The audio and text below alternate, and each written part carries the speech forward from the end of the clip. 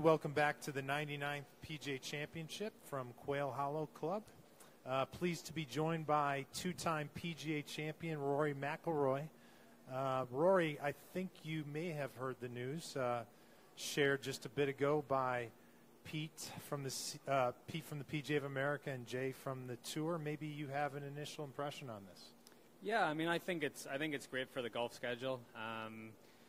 I think a May date for the PGA of America is a really good thing. And just from a player's perspective, to now have one really big tournament every month from March, you know, Players, Masters, the PGA, the US Open, the Open, and then, you know, having the FedEx Cup most likely end at the end of August or start of September.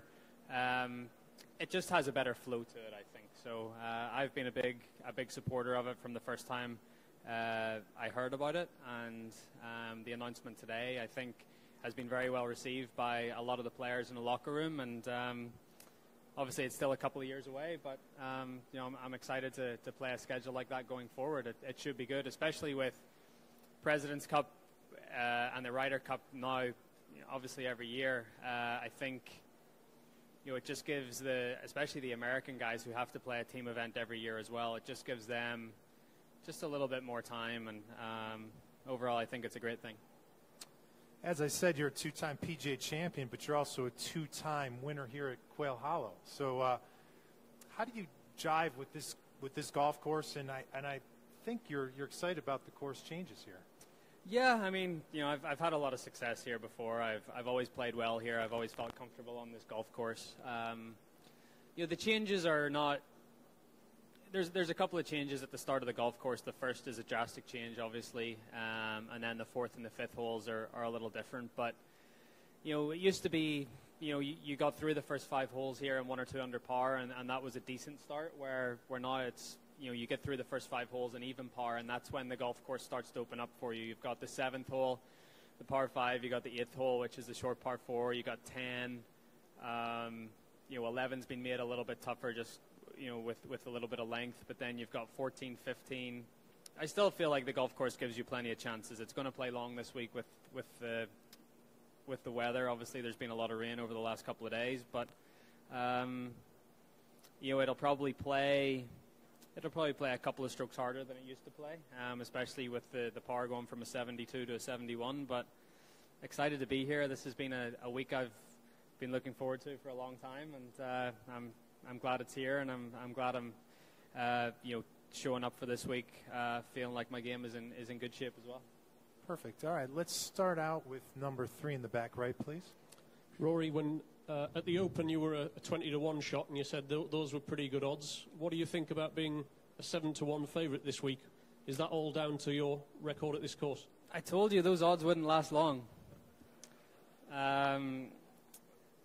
Yeah, I think it's partly to do with the upturn in form that I've had over the last few weeks, and then my history on this golf course. A couple of wins, beaten in a playoff, a few other top 10s. So, yeah, I think it's a little bit of both, but I'm definitely, you know, my form is better coming into this event than it was going into the Open, obviously, coming off the back of a couple of missed cuts. I'm coming off the back of a couple of top 5s. So, you know, things are a little bit different than they were a couple of weeks ago.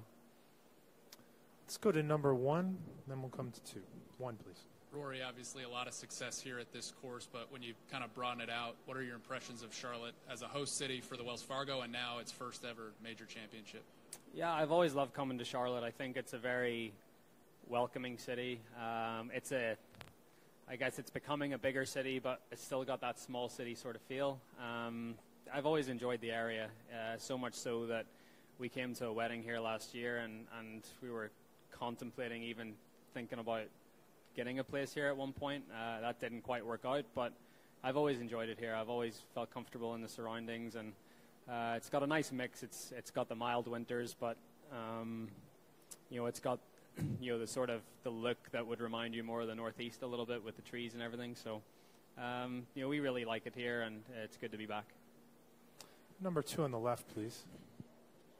Rory, since we're talking about the schedule, would you as a player and the sport in general benefit from having downtime where the game went dark for a while? Like as the Champions League, NFL, etc.? Yeah, I think that's one of the things that benefits the NFL so much is the exclusivity of it. You know, they play whatever it is, 16, 18 weeks a year, but for the other 30-odd weeks a year, everyone's still talking about it. They're talking about what's going to happen next season, the anticipation, the hype builds. So I've always thought that an off-season in golf would be good, not just for the players to get a little bit of rest and be able to work on their games and whatever, but also just from a fan perspective, you know, create a little bit of hype before the season starts again. So I'd be a big advocate for an off-season if we ever had one. Let's go 2 and then 3, please. Rory, obviously a lot of talk about you being the odds-on favorite this week, but what kind of threat do you see coming from Hideki Matsuyama, especially after his season and the great Sunday at Firestone? Yeah, I mean, what Hideki did there on Sunday was pretty impressive. 61. I mean, I don't know if I saw 61 out there on Sunday. I definitely, you know, thought someone could shoot something around 63, 64 and you know, win the tournament, but it was awfully impressive. And he's been playing very well for the last few years, but especially the last 12 months, 18 months. He's won a lot of times. He got on that great run at the end of last year, continued it into the start of this year, and then, you know, a big win last week. So, you know, he's playing well, hits it plenty long enough to contend around here, and he's obviously, you know, his confidence is high coming into this week, so I'm pretty sure he'll be a factor this week. Back right 3, please. Yeah, Rory, when you shot your 61 round here, you said at the time that you felt you were the best player in the world at that time and you needed to go out and prove it. I just wonder whether you feel you need to make a similar statement, especially with the other 4 guys in the world's top 5 having won majors or WC events this year.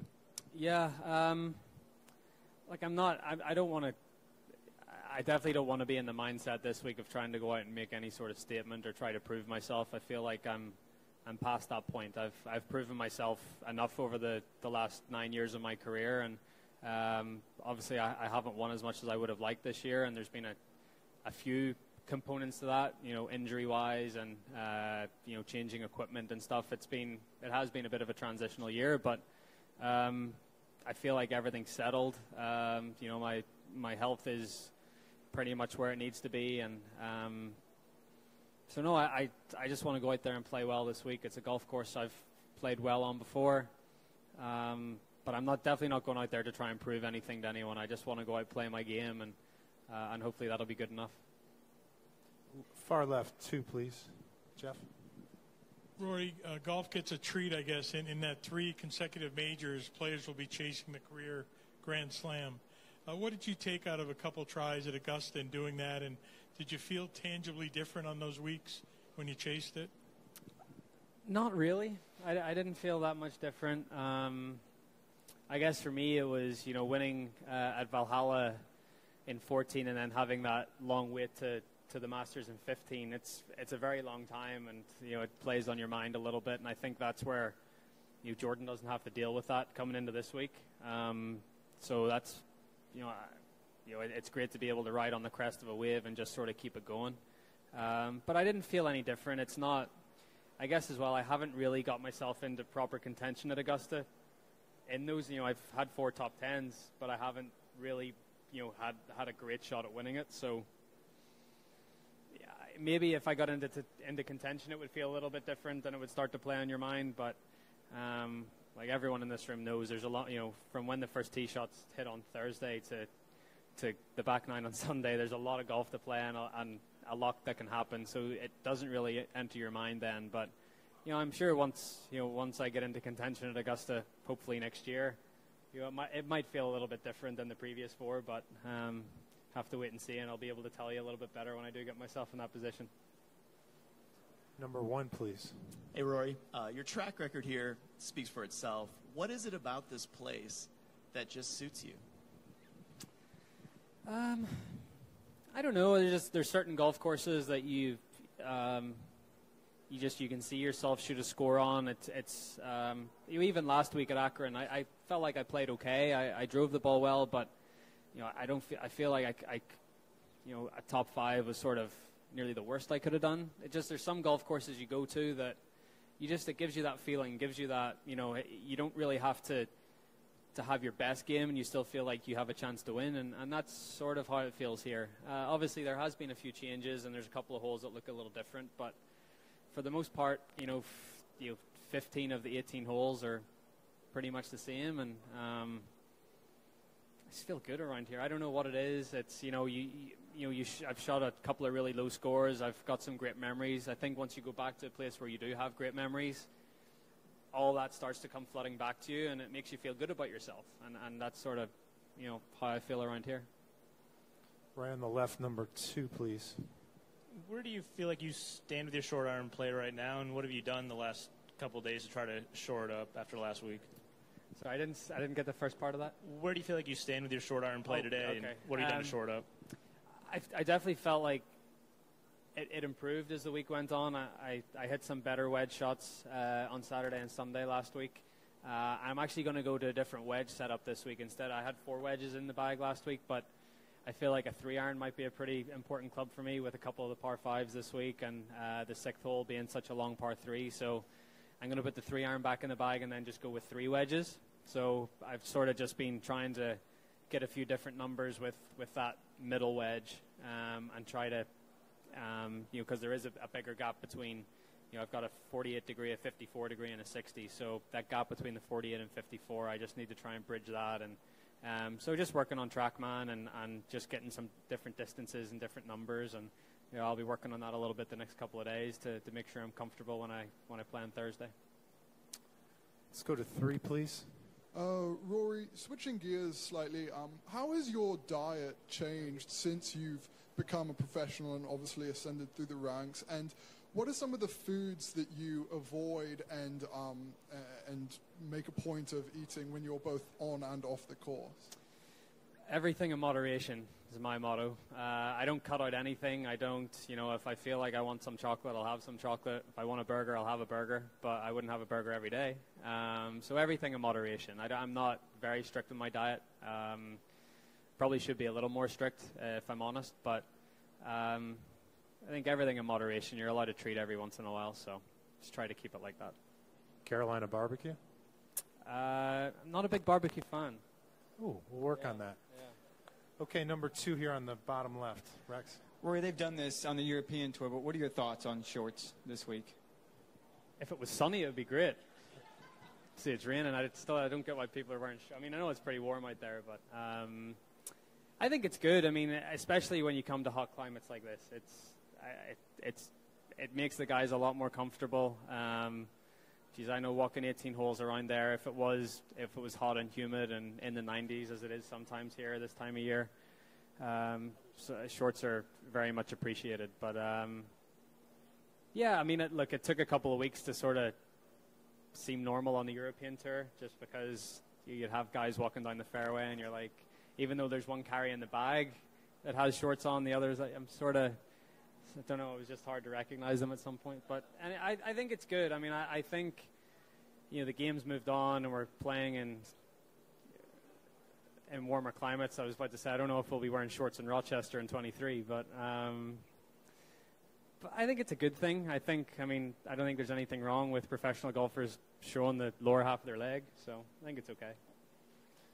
TJ right here in the front, please. Rory, can you just describe the difficulty of the 3 closing holes here? And do you almost feel like you have to play a little bit of defense instead of offense? I think you have to be very. I think 17 is the most difficult of the closing stretch, especially off that back tee. It's you're up, you're raised up, and you've got that very skinny green.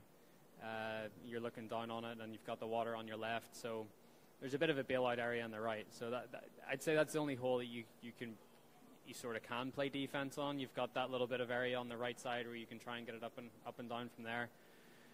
16, you have to be aggressive off the tee. I mean, you have to take on that bunker on the right and try to get it down there as far as you can. It's a long enough hole. And then the same thing on 18. I think aggressiveness off the tee, you can reward yourself with a little shorter iron shot in and be able to take on something a little bit more on the green. So it's a tough stretch, one of the toughest stretches that we play all year. I've had my fair share of good runs on that stretch and bad runs actually. So but it'll be an exciting finish, I think, with 16, 17, and 18 all and even with the drivable par 4 14 as well in there. You've got 4 of the last 5 holes with water and excitement, and I think it'll be an exciting finish to the tournament if there's a few guys up around the lead at that point. Let's stay with the same microphone. Mark, please. Hey, Rory, could you put into words the run that Jordan is on and what you think makes him so good, and just maybe put a finger on the knack that he has for the big moments? Yeah. Obviously starting in at the Travelers and holding that bunker shot to win, and then going to, he took, I guess, 3 weeks off, was it, after that, before coming to the Open?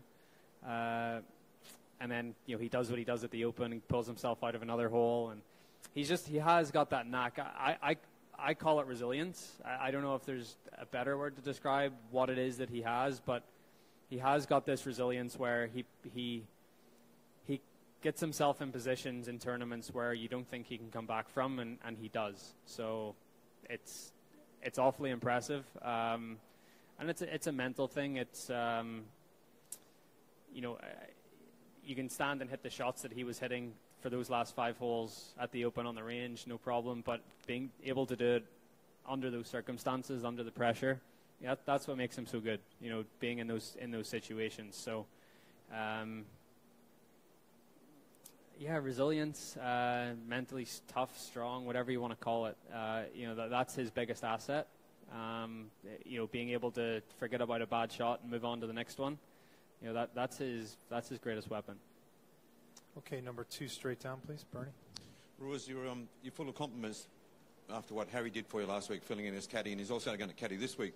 But have you been sort of approached by many tour caddies for the position? And also I wanted to ask you, I'm curious, have you been inundated with any sort of responses to caddy from people of the general public? I guess, I've been approached from a lot of different areas. But I don't really want to,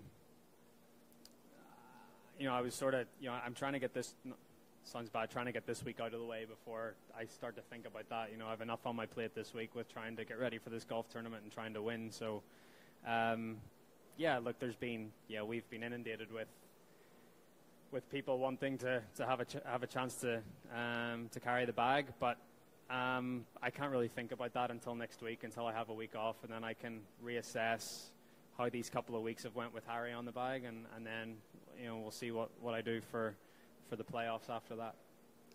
Okay, we've got about 3 or 4 minutes, so probably 3 or 4 questions. Let's go to number 3, please.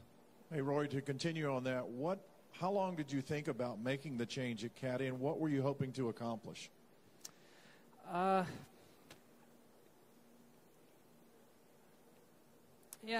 was on my mind for a while.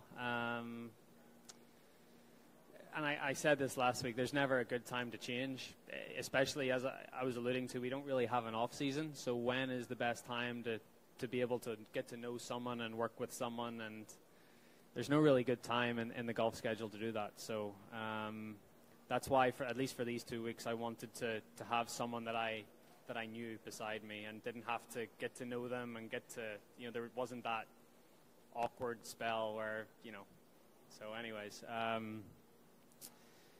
It was on my mind for a while, and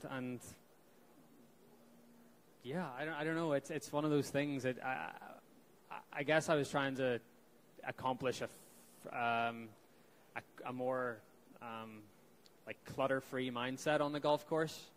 Try to take a little bit more responsibility. I feel like if I make a decision that's mine and I own it, and even if it's good or bad, I can accept that myself. And I alluded to it last week as well. I was getting very hard on JP, and probably shouldn't have been, but it was more, I just didn't want to have that frustration on the golf course. So that's really what I was trying to accomplish. And last week I really enjoyed myself out there with Harry. We had a lot of fun on the course, and hopefully we have a lot of fun on the course this week as well. Number 1 in the back right, please.